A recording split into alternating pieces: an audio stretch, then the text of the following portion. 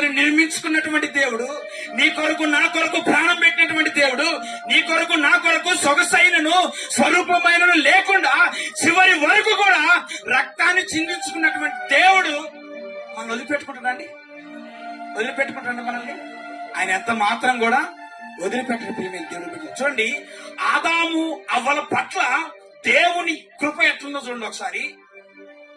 వారు శపించబడ్డప్పటికీ కూడా దేవుడు వారిని భూమి మీదకి నెట్టివేసినా దేవుడు వారిని విడిచిపెట్టినాన్ని విడిచిపెట్టలే.